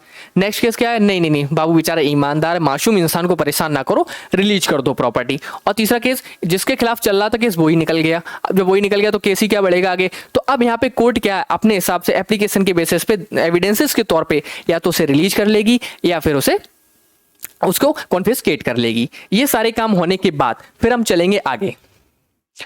क्या बात करेंगे, अब हम बात करते हैं आगे कि जो प्रॉपर्टी कॉन्फिस्केट कर ली है उसके लिए भी उन्होंने कुछ केस बताया। अब देखिए, आपका बच्चा किडनैप हुआ, ठीक है, किडनैप हुआ और किडनैपिंग से 2 करोड़ की फिरौती आपको देनी पड़ी। आपने 2 करोड़ की फिरौती दे दी। उस 2 करोड़ के रुपए से किसी ने क्या किया, प्लॉट खरीद लिया। अब इस प्लॉट पे प्रोविजनली अटैचमेंट कर लिया किसने, सरकार को। जैसी पता चला ये भाई इलीगल सोर्स से आया है, सरकार ने कर लिया, सेंट्रल गवर्नमेंट ने कॉन्फिस्केशन कर ली। लेकिन भाई जिस इंसान के 2 करोड़ गए थे उसका भी तो कुछ भला कर दो, अब तो पकड़ा गया इंसान। तो ये बताता है सेक्शन नंबर 8 सबसेक्शन 5, बहुत ही इंपॉर्टेंट सेक्शन है, बहुत ही अच्छे से इसको रटिएगा, बहुत ही समझिएगा, लैंग्वेज को बहुत अच्छे से देखिएगा। देखिए अब क्या हो गया, स्पेशल कोर्ट डायरेक्ट करेगी, किसको डायरेक्ट करेगी, सेंट्रल गवर्नमेंट को, कि रिस्टोर करो सच कॉन्फिस्केटेड प्रॉपर्टी और part thereof a claimant with the legitimate interest in the property who may have suffered a quantifiable loss as a result of the offence of money laundering, यानी कि जो आपने confiscation की है ना उसमें से उसको पार्ट दो, या तो जितना उसका पार्ट है या पूरी प्रॉपर्टी दे दो उस क्लेमेंट को जिसका एक क्वांटिफिएबल लॉस हुआ है। लेकिन ये ध्यान रखिएगा स्पेशल कोर्ट, आप भी ये ध्यान रखिएगा कि जिसको आप दे रहे हैं ना, जिसको आप बता रहे हैं क्लेमेंट जो है वो क्या कर रहा हो, वो आपका गुड फेथ में होना चाहिए और वो इन्वॉल्व नहीं होना चाहिए इस मनी लॉन्ड्रिंग की एक्टिविटी में। तो ठीक है, आप उसे वापस कर दो। कहानी समझे सबसेक्शन 5 की। वो इंसान जिसका बच्चा किडनैप हुआ था उसका तो कुछ ना कुछ लॉस हुआ है, क्वांटिफिएबल लॉस हुआ है। तो अगर उससे पूरी प्रॉपर्टी उसी के रुपए से आई हुई है या कुछ उसका पार्ट है तो उस पार्ट को या पूरे के पूरे अमाउंट को क्या करना चाहिए, हमें क्लेमेंट को देना चाहिए। लेकिन स्पेशल कोर्ट हम दे तो देंगे, पर आप भी ध्यान रखिएगा ऑर्डर करने से पहले कि वो क्लेमेंट गुड फेथ में होना चाहिए और उसका लॉस होना चाहिए और वो इन्वॉल्व नहीं होना चाहिए मनी लॉन्ड्रिंग एक्ट में। वर्डिंग बहुत ही अच्छी है, समझिए फिर से। स्पेशल कोर्ट डायरेक्ट करेगा सेंट्रल गवर्नमेंट को कि रिस्टोर करो सच कॉन्फिस्केटेड प्रॉपर्टी और part thereof a claimant with a legitimate interest, जितना उसका इंटरेस्ट है in the property who may have suffered a quantifiable loss, जिसको क्वांटिफिएबल लॉस हुआ as a result of offence of money laundering, इस money laundering की वजह से। Provided that, लेकिन special court shall not consider such claim, तब तक consider नहीं करना इस क्लेम को जब तक सेटिस्फाई ना हो जाओ कि Clement acted in a good faith and has suffered the loss despite and is involve in offence of money laundering में वो इन्वॉल्व है। सर यहां तक सब क्लियर हो गया, सेक्शन 8 अपना कंप्लीट हो गया। पूरी प्रोसेस को समझते हुए कॉन्फिस्केट भी कर ली, साथ में जिस क्वांटिफिएबल जिस इंसान का लॉस हुआ है अगर वो गुड फेथ में है, अगर वो इन्वॉल्व नहीं था तो उसका हमने पेमेंट भी करा दिया है। सरकार बहुत अच्छी है, सरकार मोदी सरकार। ठीक है, आगे बढ़ते हैं सेक्शन नंबर 11। अब सेक्शन 11 ने क्या बताया है, सेक्शन 11 ने पावर्स बताई हैं कि क्या क्या पावर्स होती है डायरेक्टर के पास, क्या क्या संबंधित की पावर रहती हैं। अब इस पावर्स को आप याद रखिए, ये मोस्ट ऑफ पावर सभी में सेम रहती हैं, मोस्ट ऑफ, एक दो ऊपर नीचे होती हैं। याद कैसे करना है समझिए। सबसे पहले आप ऐसे समझिए, आपको पावर्स मिली है तो क्या मिली होंगी, आप अगर कोई भी जगह पे छापा मारने जाएंगे या कुछ भी गड़बड़ी पकड़ने जाएंगे तो सबसे पहले आप इंस्पेक्शन करेंगे। क्या करेंगे, इंस्पेक्शन। तो डिस्कवरी एंड इंस्पेक्शन, ठीक है। फिर उससे बोलेंगे कि भाई आओ आओ और शपथ लो आके कि ये जो चीजें तुम बता रहे हो वो बिल्कुल सत्य बोल रहे हो, यानी enforcing the attendance of any person include officer, हो सकता है बैंकिंग कंपनी, फाइनेंशियल इंस्टीट्यूशन, और एग्जामिनिंग लोग किस पे, ओथ पे। उसके बाद रिकॉर्ड ऑफ प्रोडक्शन को कंपेल करेंगे, एक जगह लेके आ सकते हैं वो। एविडेंस एफिडेविट्स पे ले सकते हैं। Issuing commission for examination of witness and document, ये होता है इशू कमीशनिंग, यानी कि सम्मन देना, सम्मन दे दिया कि आइए प्रकट होइए, अपनी वो लगाई, प्रेजेंट लगाई आके हमारे सामने। और एनी अदर मैटर, और किसी और मैटर की भी रिलेटेड उसके पास पावर होती है। तो ये जो पावर वाला सेक्शन है और ये जो वर्ड है इसको याद कर लेना, ये मोस्ट ऑफ लॉ में ज्यादातर चैप्टर्स में जहां जहां पावर्स की बात आती है वहां ये यूज होता ही होता है। ठीक है, सिंपल सेक्शन था। 8 के बाद सीधा अपन ने कौन सा पढ़ा, सेक्शन नंबर 11। देखिए यहां मैं सिर्फ इंपॉर्टेंट सेक्शंस को कवर कराऊंगा जिससे आपको एग्जाम से एक दिन पहले जो इंपॉर्टेंट सेक्शन है, जो मतलब कहते हैं नहीं हमको याद करने ही करने हैं, चाहे बिल्कुल भी टाइम ना हो, फटाफट इन सेक्शंस को याद कीजिएगा। जहां दिक्कत आए वीडियो देखिएगा, नोट्स देखिएगा, टेलीग्राम चैनल पे मैं नोट्स डाल दूंगा और वीडियो को भी अच्छे से देखते रहिए। जहां पर दिक्कत आए आप क्वेश्चंस पुट अप कीजिए, मैं उसका सॉल्यूशन भी दूंगा आपको। नेक्स्ट सेक्शन 11 सबसेक्शन ए। अब सर देखिए, अब यहां से कहानी अलग चलेगी। अभी तक जो कहानी थी वो क्या थी, मनी लॉन्ड्रिंग क्या होता है, कैसे प्रिवेंट करना है, क्या प्रोसेस रहती है, डायरेक्टर क्या करता है, ऑडिटिकेटिंग अथॉरिटी क्या करता है, वो सारी कंप्लीट हो गई, पावर्स बता दी। अब एक नई चीज आती है, नई चीज रिपोर्टिंग एंटिटी। रिपोर्टिंग एंटिटी क्या होता है सर, जैसे बैंकिंग, बैंक सबसे ज्यादा पैसों का हेर फेर लेना देना यहीं रहता है, तो बैंकिंग रिपोर्टिंग एंटिटी हो गई। या फिर आपकी कोई इंश्योरेंस कंपनी या फिर आपकी कोई भी रिपोर्टिंग एंटिटी जिसको सरकार बोल दे आपको रिपोर्ट करना ही करना है, तो इन रिपोर्टिंग एंटिटी को सेक्शन 11 सबसेक्शन ए में बोला गया है वेरिफिकेशन करो, यानी कि क्लाइंट जो होता है उसको उन्हें वेरीफाई करना पड़ेगा। अब वेरिफिकेशन करने का सबसे अच्छा तरीका क्या होता है, किसी भी इंसान की अगर आपको जानना है कि ये सही है गलत, ये है कौन, तेरा नाम क्या, तेरा अता क्या, तो तेरा नाम क्या, तेरा अता क्या, तेरा पता क्या, ये 3 चीजें कहां से पता चलती हैं, ये 3 चीजें पता चलती है किसी के आधार कार्ड से। तो सबसे पहले वेरिफिकेशन रिपोर्टिंग एंटिटी कैसे कर सकता है, आधार से, और आधार को टीडी फॉप्स बोला जाता है, यानी कि आधार का जब पूरा नाम लेंगे तो आधार के साथ ब्रैकेट में हम ये वर्ड जरूर यूज करेंगे, टीडी फॉप्स। अब टीडी फॉप्स क्या sir, targeting delivery of financial and other subsidiary benefit and subsidiaries services. तो टीडी फॉप्स वर्ड को जरूर रट लीजिएगा, जहां पर भी आधार यूज करें, ऑथेंटिकेशन आधार, वहां ये वर्ड जरूर यूज करें। सर आधार तो है पर ऑनलाइन नहीं, केवाईसी नहीं करा पा रहे, तो कोई नहीं, ऑफलाइन आधार कार्ड ले जाओ, साइन करो उस पर और जमा कर दो, यानी कि ऑफलाइन वेरिफिकेशन अंडर दी आधार। और आधार जहां भी आएगा वहां टीडी फॉप्स आएगा ही आएगा। सर मेरे पास आधार कार्ड ही नहीं है, मैं क्या करूं, मैं तो विदेशी हूं, या फिर मेरे पास नहीं है आधार कार्ड। कोई नहीं, आप पासपोर्ट दे दो। क्या दे दो? आप पासपोर्ट दे दो, या फिर कोई भी डॉक्यूमेंट दे दो, जैसे कि आपका वोटर आईडी आता है, कोई भी डॉक्यूमेंट दे दो जिससे आप वेरीफाई हो सके कि हाँ आप एक व्यक्ति हैं, आप एक नागरिक हैं यहाँ के, और आपको वेरीफाई करने की आसानी हमें रहे। तो उसमें सबसे पहले तो हम क्या देंगे? आधार देंगे। आधार देंगे, आधार कार्ड देने के बाद क्या दे सकते हैं? सर ऑनलाइन नहीं, केवाईसी नहीं करा सकते तो ऑफलाइन आधार कार्ड दीजिए। सर ऑफलाइन भी नहीं कर सकते, पेन अपना क्या कहते हैं पासपोर्ट दे दीजिए। पासपोर्ट भी नहीं तो एनी अदर डॉक्यूमेंट जिसको सरकार मान्यता देती है। तो इससे क्या हो जाएगा? आपका 11A में वेरिफिकेशन हो जाएगा आपका। ठीक है, अब सर समझिए, रिपोर्टिंग एंटिटी को मैंने क्या किया? मैंने रिस्पॉन्सिबिलिटी दे दी, ऐसे ऐसे वेरीफाई करना है आपको। Section number 12।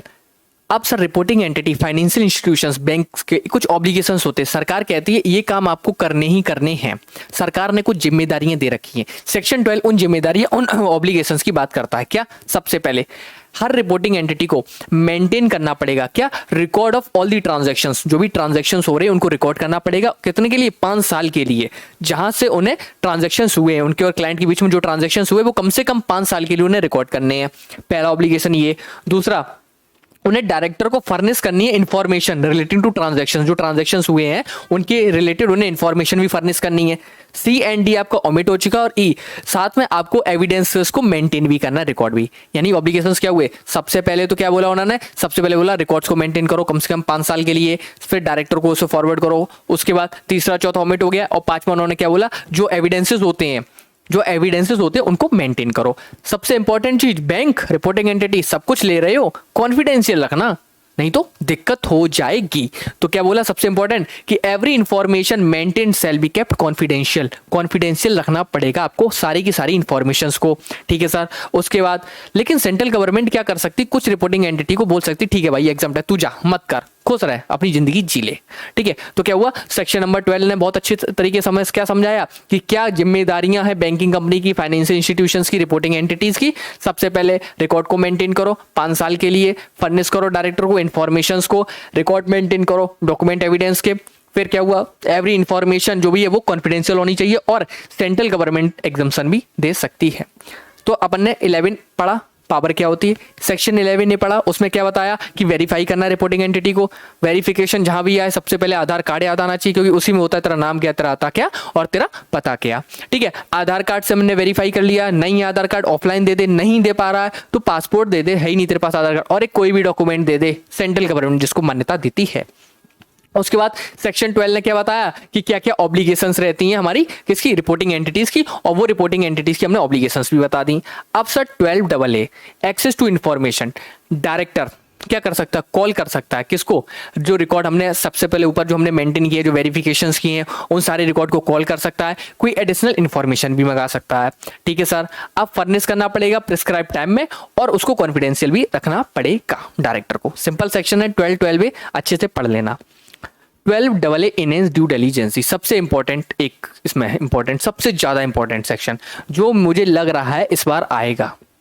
क्यों लग रहा है? क्योंकि इसमें कुछ ऐसी चीजें हैं जो ज्यादा रिपोर्टिंग एंटिटीज की रिस्पॉन्सिबिलिटीज भी बढ़ाती हैं, अगर नहीं कर रहे हैं तो उसकी सजा भी बताती हैं। तो समझिए क्या कहता है ये सेक्शन। 12AA इनहेंस ड्यू डिलिजेंसी, और ड्यू डिलिजेंसी कैसे इनहेंस होगी सबसे पहले सुनिए। हर रिपोर्टिंग एंटिटी को किसी भी स्पेसिफाइड ट्रांजेक्शन को करने से पहले ये कार्य करने पड़ेंगे। तो सर ये स्पेसिफाइड ट्रांजैक्शन क्या होते हैं? रिपोर्टिंग एंटिटी समझ रहे हैं ना, बैंक हुई, फाइनेंशियल इंस्टीट्यूशंस हुए, वो रिपोर्टिंग एंटिटी हुई। तो क्लाइंट और रिपोर्टिंग एंटिटी के बीच में ट्रांजैक्शंस होते हैं, तो उनको मेंटेन करना है, रिकॉर्ड करना है। 12 सेक्शन ने बता दिया। वेरीफाई करना, वेरिफिकेशंस क्या होते हैं वो भी बता दिया 11A ने। लेकिन कुछ ट्रांजैक्शन स्पेसिफाइड होते हैं, बहुत ही अलग होते हैं, तो उनको, उनके लिए क्या डीलिंग होगी, उनको हम किस तरीके से डील करेंगे, रिपोर्टिंग एंटिटी आपको क्या करना चाहिए वो बताएंगे। तो सबसे पहले मैं बताता हूं स्पेसिफाइड ट्रांजैक्शंस क्या होते हैं। ये होते हैं स्पेसिफाइड ट्रांजैक्शन, वो ट्रांजैक्शन जो करने से पहले रिपोर्टिंग एंटिटी को फिक्र होनी चाहिए कि भाई यहां कुछ ना कुछ गड़बड़ी हो सकती है। क्या होनी चाहिए? फिक्र होना चाहिए। फिक्र, FICR। तो सर ये फिक्र क्या है? ऐप से आते अगर आपके ट्रांजैक्शन फॉरेन एक्सचेंज में है, क्या है, फॉरेन एक्सचेंजेस के हैं और वो सच एक्सीड कर रहे हैं कुछ अमाउंट को, एक स्पेसिफाइड अमाउंट दे रखा होगा। फिर आई से क्या आएगा आपका, आई से आएगा अगर आप हाई वैल्यू का इंपोर्ट रेमिटेंस कर रहे हैं। सी से क्या आएगा, आप कैश विड्रॉल कर रहे हैं, एक्सीड कर रहे हैं लिमिट की कैश विड्रॉलेंस की। और आर से क्या आएगा, आप रेवेन्यू जनरेट कर रहे हैं टेररिस्ट से, फंडिंग से, ठीक है, मतलब कि अलग तरीके इलीगल सोर्स से। तो अगर ये फिकर वाले ट्रांजैक्शन होते हैं तो उनको हम कहते हैं स्पेसिफाइड ट्रांजैक्शंस। और अगर स्पेसिफाइड ट्रांजैक्शंस हो रहे हैं तो रिपोर्टिंग एंटिटी आपको कुछ कार्य बहुत ही कायदे से करने होंगे। वो कार्य क्या होंगे वो अभी हम आपको बताते हैं। सबसे पहला कार्य, उसको वेरीफाई करो। किसको, क्लाइंट को। जो क्लाइंट है जो स्पेसिफाइड ट्रांजैक्शंस कर रहा है उसको वेरीफाई करो। वेरीफाई कैसे करेंगे, वेरिफिकेशन, तेरा नाम क्या, तेरा था क्या, तेरा पता क्या बताएगा, आधार कार्ड। तो आधार कार्ड से हमने वेरिफिकेशन कर लिया। हो सकता है आधार कार्ड ना हो तो किसी और मोड से, किसी और तरीके से जो कि सरकार मान्यता देती है उस तरीके से हम कर लेंगे। तो आधार जहां भी लिखेंगे उसके आगे एक वर्ड जरूर लिखेंगे, टीडी फॉप्स, और ये वर्ड देखते ही एग्जामिनर होगा खुश और आपको देगा नंबर। सेम है सेक्शन 11A, यानी जैसे हमने बताया था 11A में कि आधार कार्ड से वेरिफिकेशन होता, वही चीज मैंने लिख दी। सेकंड, अब एडिशनल स्टेप लगाएगा और वो एग्जामिन करेगा जो इनकी फाइनेंशियल पोजीशन की ऑनरशिप कैसी, किसके पास ऑनरशिप है इस फाइनेंशियल पोजीशन की, उसको एग्जामिन करेगा कि सोर्स क्या है, फंड पैसा आ कहां से रहा है, ठीक है। फिर अगला स्टेप वो उठाएगा और रिकॉर्ड करेगा कि ये जो ट्रांजेक्शन हो रहा है इसके पीछे का कारण क्या, पर्पस क्या है, यानी कि रिकॉर्ड करेगा, क्या रिकॉर्ड करेगा, purpose behind conducting the specified transaction and the intent nature of the relationship between the transaction parties। तो प्रॉपर तरीका है, सबसे पहले मैं गया बैंक में और मैंने कुछ स्पेसिफाइड ट्रांजैक्शन करने की बात करी। स्पेसिफाइड ट्रांजैक्शन यानी कि फिकर वाली बात हो गई। और जैसी फिकर की बात हुई, बैंक सबसे पहले मेरा 11A के तहत क्या करेगी, आधार कार्ड से वेरीफाई करेगी, वेरिफिकेशन होगा मेरा। वेरिफिकेशन होने के बाद बैंक एक एडिशनल स्टेप लगाएगी। पहला स्टेप वो ये लगाएगी कि वो देखेगी कि ऑनरशिप क्या है, इनकी फाइनेंशियल पोजीशन जो है इसकी ऑनरशिप किसके पास है और ये जो फंडिंग आ रही है इसका सोर्स क्या है। और उसके बाद अगर उसको कुछ गड़बड़ लगेगा, उसके स्पेसिफाइड ट्रांजैक्शंस जो होंगे उसका क्या करेगा, उसका रिकॉर्ड मेंटेन करेगा कि इसके पीछे की वजह क्या, उस पर्पस को वो रिकॉर्ड कर लेगा, ठीक है। अगर क्लाइंट फेल करता है कोई भी कंडीशन फुलफिल करने से तो आप स्पेसिफाइड ट्रांजैक्शन नहीं कर सकते हैं। स्पेसिफाइड ट्रांजैक्शन करना है तो वो 3 स्टेप आपको प्रॉपर करने पड़ेंगे। कोई दिक्कत नहीं, सिंपल सीन है। स्पेसिफाइड ट्रांजैक्शन हो रहा है तो काम करेगा, सबसे पहले वेरीफाई करेगा, सोर्स ऑफ फंड पता करेगा वो, और फिर फाइनल स्टेप लगा के वो देखेगा इसके पीछे का कारण क्या, उसको रिकॉर्ड कर लेगा, ठीक है। उसके बाद अगर वो फेल कर रहा है क्लाइंट फुलफिल कंडीशन करने में तो बोल दिया नहीं भाई स्पेसिफाइड ट्रांजैक्शन नहीं हो सकते, ठीक है।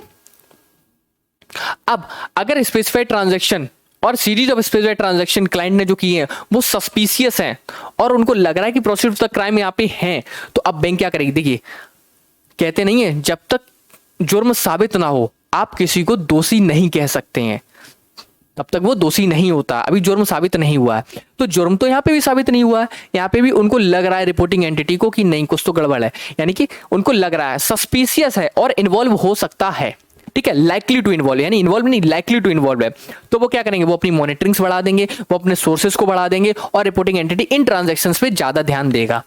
Where any specified transaction or series of specified transaction undertaken by a client is considered suspicious or likely to involve proceeds of the crime, reporting entity increase the future monitoring of the business relationship with the client। Simple सा scene है, normal transaction का सब कुछ check हो रहा है, client को दिक्कत कर रहा है, क्लाइंट को बोल दिया नहीं कर पाएंगे ट्रांजैक्शन। अगर बैंक को सस्पिशियस लगता है और likely to be involve in money laundering है, यानी कि अभी दोषी करार नहीं हुआ है, लग रहा है, केस चल रहा है, तो भी वो क्या करेगा, वो उनको कंसील कर सकता है, मतलब कि वो उनकी ट्रांजैक्शन पे ज्यादा इंपॉर्टेंट देगा, ज्यादा उन पे वो लगाएगा, सोर्स लगाएगा, मॉनिटरिंग हाई कर देगा और देखेंगे क्या दिक्कत आ रही है, ठीक है सर। आगे आइए। अब sir, information obtained apply in his due diligence shall be maintain for a period of 5 year from the date transaction between client and reporting entity, यानी कि ये जो भी इंफॉर्मेशन मिलेगी, जो भी कार्य होंगे, जो भी एविडेंसेस होंगे, उनको हम 5 साल के लिए, कितने साल के लिए सर, 5 साल के लिए इनको हम मेंटेन करेंगे अच्छे तरीके से। कोई भी दिक्कत यहाँ तक नहीं होनी चाहिए, पूरा लाइन से चलते हुए आ रहे हैं। पहले हमने जो मनी लॉन्ड्रिंग था उस एक्ट को पूरे तरीके से कवर किया, उसके बाद रिपोर्टिंग एंटिटी को कवर करते हुए आ रहे हैं। मनी लॉन्ड्रिंग के एक्ट 3 से स्टार्ट हुए, 3 में बताया कि भाई मनी लॉन्ड्रिंग ऑफेंस कौन करता है, 4 में बताया पनिशमेंट क्या है, 5 में बताया डायरेक्टर क्या करेगा, 8 में बताया एजुकेटिंग अथॉरिटी क्या करेगा, 11 ने पावर बताई, ठीक है। और 11A से फिर रिपोर्टिंग एंटिटी की तरफ पहुंच गए हम। अब रिपोर्टिंग एंटिटी यानी कि जो बैंकिंग है, ये कैसे क्लाइंट को वेरीफाई करेंगी। फिर आगे हमने कौन सा सेक्शन बताया, सेक्शन नंबर 12 बताया, जिसमें हमने बताया कि ऑब्लिगेशंस क्या होते हैं। 12AA बताया, 12AA में क्या बताया कि ऑब्लिगेशंस इन स्पेसिफाइड ट्रांजेक्शंस क्या होते हैं, किन किन वजह से स्पेसिफाइड ट्रांजेक्शन कौन होते हैं, फिकर वाले, और फिकर वाले ट्रांजेक्शन में फिकर होनी चाहिए।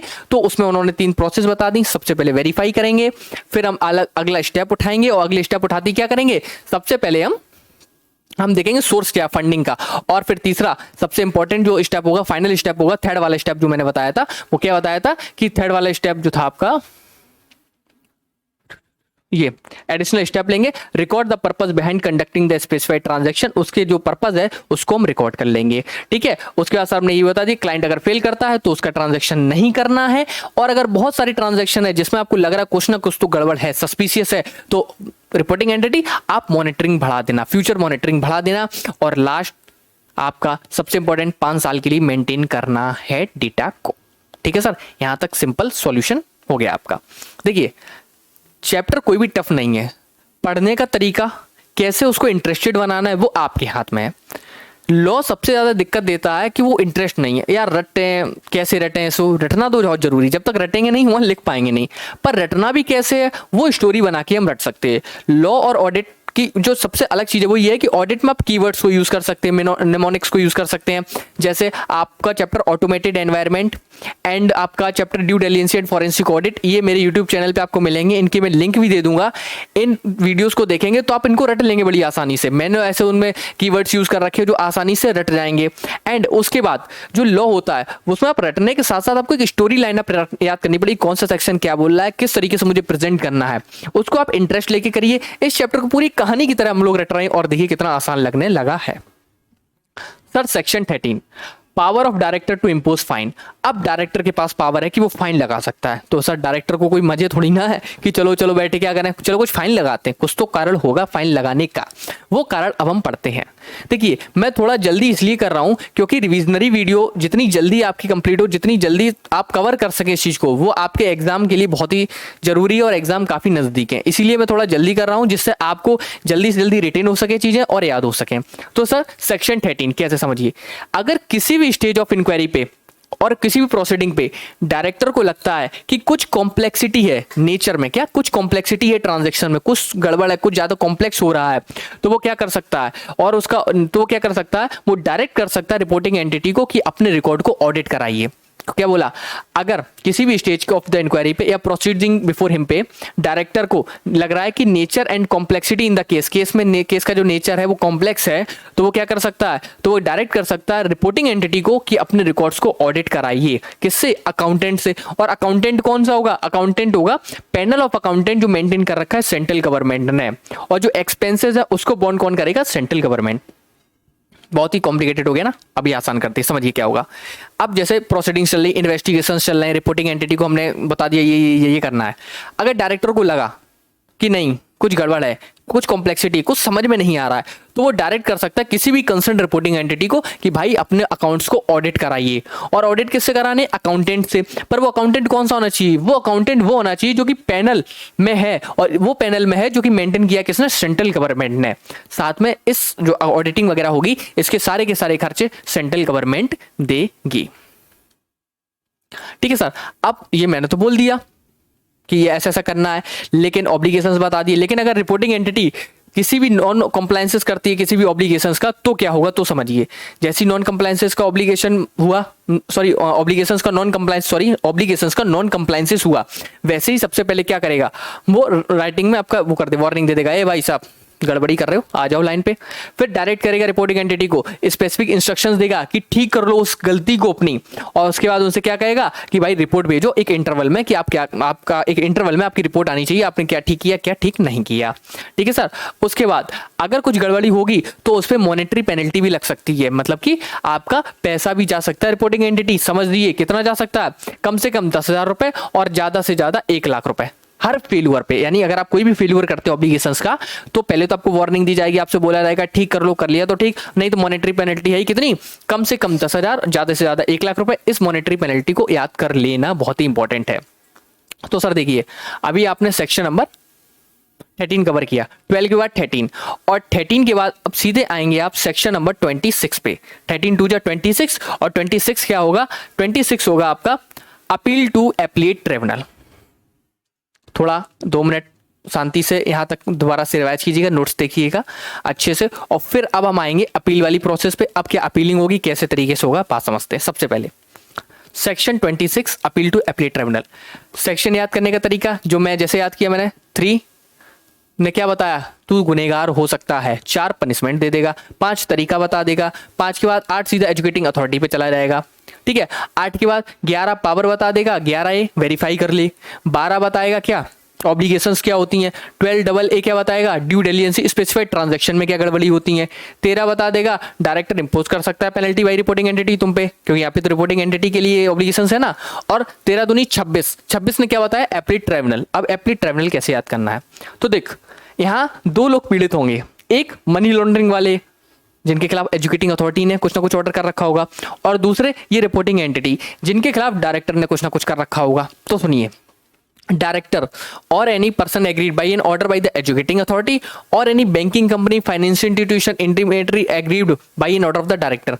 क्या बोला मैंने, 2 जगह बोला कि या तो एजुकेटिंग अथॉरिटी सेक्शन 8 में फाइनल कर दिया तो वहां से एग्री होके आएगा, या फिर अपना ये सेक्शन नंबर 13 वाला जिसमें डायरेक्टर इंपोज कर रहा है ना पेनल्टी, वहां से कोई रिपोर्टिंग एंटिटी एग्री होके आएगी, तो वो क्या करेगी, वो प्रेफर कर देगी अपील किसको, एप्लीट ट्रिब्यूनल को। और एप्लीट ट्रिब्यूनल को प्रेफर करने का टाइम है 45 डेज, 45 दिन में कर देगी, जिस दिन उसके पास ऑर्डर आएगा उसके 45 दिन में अपील प्रेफर कर दिया आपने। अब अपील आप जो है 45 दिन के बाद भी एप्लीट ट्रिब्यूनल एंटरटेन कर सकता है अगर उसको लगा ठीक है लेट होने के कुछ कारण है, इसको कोविड हो गया था भाई नहीं आ सकता था, ठीक है, ये अपना क्वारंटीन था, ठीक है सर, तो 45 दिन के बाद भी उसको एंटरटेन कर सकता है, लेकिन सफिशिएंट रीजन होना चाहिए उनके पास, ठीक है सर।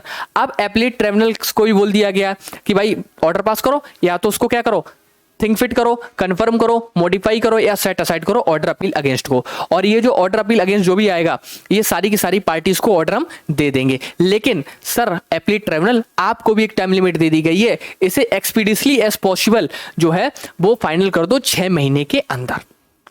कोई दिक्कत, देखिए एग्रीव 2 लोग थे, सबसे पहले मनी लॉन्ड्रिंग वाले केसेस पड़े थे, उसमें कौन, जिसपे मनी लॉन्ड्रिंग जिसपे भीतरी एजुकेटिंग अथॉरिटी ने जिसपे फाइनल ऑर्डर कर दिया था, या फिर अपने ये दूसरे सेक्शन कौन से स्टार्ट हुए थे, रिपोर्टिंग एंटिटी वाले। यहाँ अगर डायरेक्टर ने इंपोज कर दी फाइनल रिपोर्टिंग एंटिटी पे तो ये लोग प्रेफर करेंगे अपील किसको, एप्लीट ट्रिब्यूनल को, ऑर्डर के 45 दिन के अंदर तक कर सकते हैं, ठीक है। वो 45 दिन के बाद भी एंटरटेन कर सकता है अगर उसके पास एक रीजन है, एक सफिशिएंट कॉज है कि नहीं सफिशिएंट रीजन है भाई, हाँ इसी वजह से वो नहीं आ पाया, ठीक है। लेकिन जो भी ऑर्डर करेंगे वो सभी को हमें देना पड़ेगा, और ये ऑर्डर जो है वो एक्सपीडियसली एज पॉसिबल जल्दी से जल्दी हो जाना चाहिए। कितने कितने दिन के लिए बोला आपको हमने, 6 महीने, 6 महीने के अंदर आपको फाइनल कर देना है order.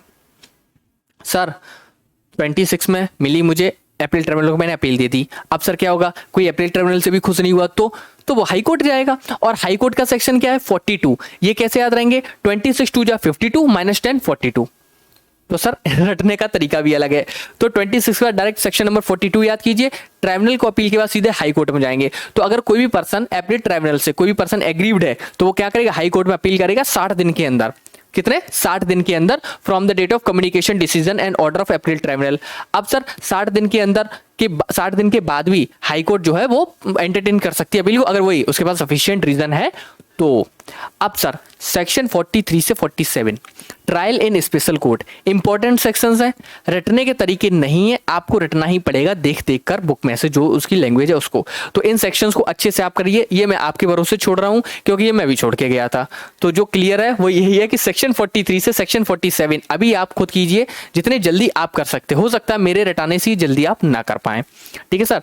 Section number 45 important section, 42 के बाद 45 offence under the act shall be cognizable and non bailable. इस पूरे मनी लॉन्ड्रिंग एक्ट में जो भी ऑफेंसेस हैं वो आपके कैसे हैं, कॉग्निजेबल एंड नॉन बेलेबल हैं। सर नॉन बेलेबल क्या होता है, एक बार जेल में चले गए तो वकील, वो नहीं होता पिक्चर में देखे होंगे आपने मूवीज में, वकील आ जाते हैं अरे बेल करा दिया, यहाँ बेल नहीं हो सकता है, यहाँ आपके वकील किसी काम के नहीं हो पाएंगे उस समय जिस समय आपको जेल हो गई है। तो सर सेक्शन 45 यानी कि अगर आपने मनी लॉन्ड्रिंग कर दिया तो नॉन बेलेबल है, आपको बेल भी नहीं मिलेगी, आप जेल में ही सड़ेंगे, तो कभी मत करना गलत काम। तो सर सेक्शन 45 हम पढ़ते हैं offence under the act shall be cognizable and non bailable. तो सुनिए sir, offence under this act shall be cognizable and non bailable no person accused of offence under this act shall be released on bail on his bond unless, यानी कि आप किसी bond पे आपको bell नहीं मिल सकती। हाँ, दो रीजन है, दो चीजें ऐसी हैं जिसकी वजह से आपको बेल मिल सकती है, बहुत समझिए।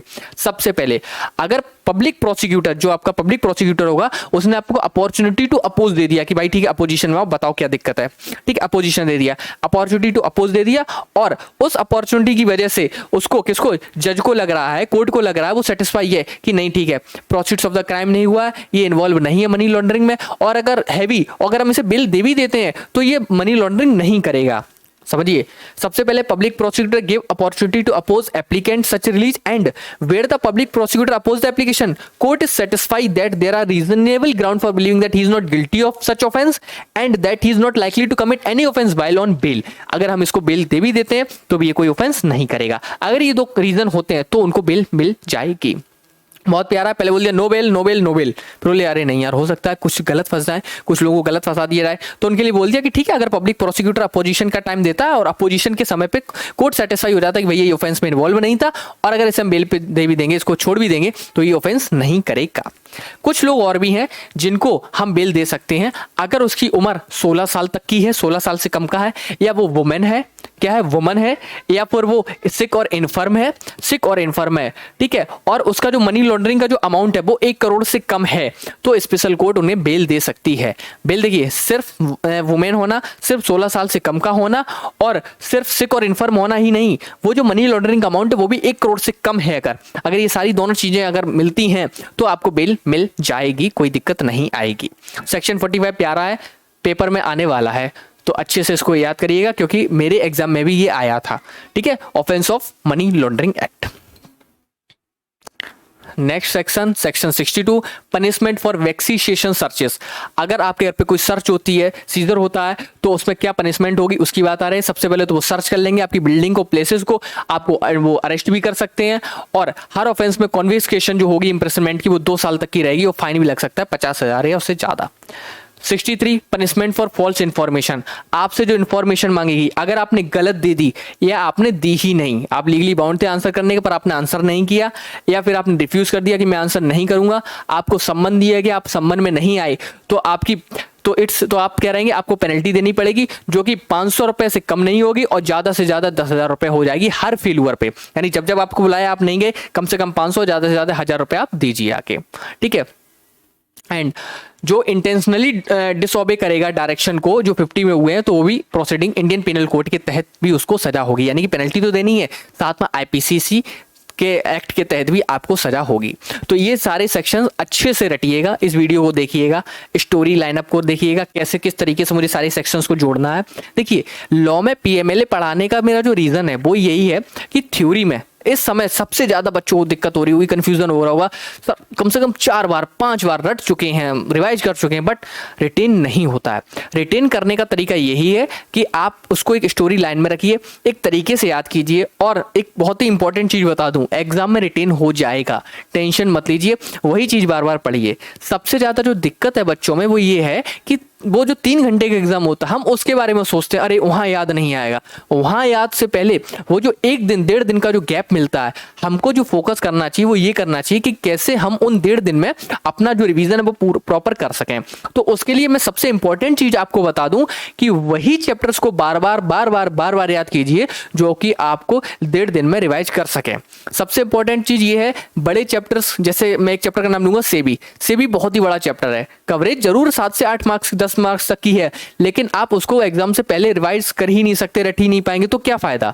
वो रैंकर्स है उनको करने दो, बट जो एक कहते नहीं, जो बीबी सर कहते हैं जैसे भगवान के बच्चे हैं, वो जो भगवान के बच्चे हैं उनको छोड़ दो। जो अपन नॉर्मल लोग हैं ना, वो लॉ को 70 से 80 नंबर का हम रट पाते हैं, सही से याद कर पाएंगे, और उस 70 से 80 नंबर में से हम 50 से 60 नंबर का लिख पाएंगे।